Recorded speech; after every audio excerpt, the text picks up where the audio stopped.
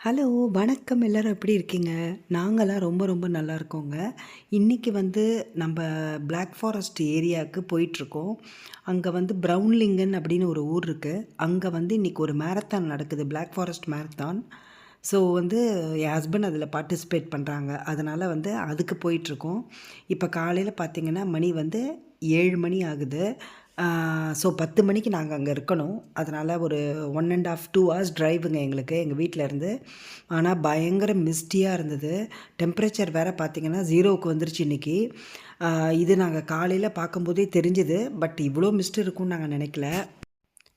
Breakfast வந்து இந்த ஊர்ல சாப்பிட்டுக்கலான்னு சொல்லிட்டு வந்துட்டோம். இங்க பாருங்க இதுதான் அந்த ஊரு. இது வந்து பிளாக் ஃபாரஸ்ட்லேயே தான் இருக்கு. பார்க்கிங் வந்து அழகா வந்து ஆர்கனைஸ் பண்ணியிருந்தாங்க. ஏன்னா நெறைய பேர் வந்து ரன்னிங்க்கு வருவாங்க. ஸோ பார்க்கிங்லாம் பார்த்தீங்கன்னா, சூப்பரா ஆர்கனைஸ் பண்ணியிருந்தாங்க.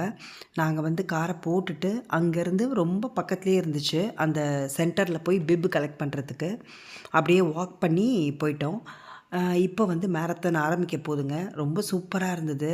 அந்த எனர்ஜி லெவல் வந்து சான்ஸே இல்ல. ரொம்ப ரொம்ப நல்லா இருந்தது. ஸோ என்னோட ஹஸ்பண்டும் வந்து ரன் பண்ண ஆரம்பிச்சுட்டாங்க.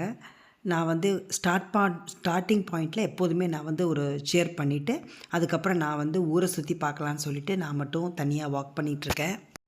இந்த ஊரு வந்து ரொம்ப பெரிய ஊரெல்லாம் இல்ல. நார்மல் ஒரு சின்ன ஜெர்மன் டவுனுங்க அவ்வளோதான். ஃபால் கலர்ஸ் இப்போ நெறைய இடத்துல ட்ரீஸ் எல்லாம் ரொம்ப அழகா தெரிஞ்சுது. ஆனா இந்த ஜெரானியம் மட்டும் பார்த்தீங்கன்னா, ஊர் ஃபுல்லா அவ்வளோ பூத்திருந்தது. நம்ப வீட்லயுமே ஜெரானியம் இப்ப பூக்குதுங்க. 3 கலர்ல பூத்திருக்கு. பட் மேபி அதோட இந்த கோல்டு வெதர் தான் அதுக்கு வந்து ரொம்ப ஃபேவரபிள் டெம்பரேச்சர் பூக்கிறதுக்கு போல இருக்கு தெரியல. ஸோ அன்னைக்கு சண்டேங்கிறதுனால ஊர் ஃபுல்லா ரொம்ப டெசர்ட்டடா தான் இருந்தது. மேரத்தான் இருக்கிறதுனால எல்லா இடத்துலயும் பீப்பிள் வந்து வெளியில வந்து சியர் பண்ணிட்டு நின்னுட்டுருந்தாங்க. அது ரொம்ப நல்லா இருந்தது.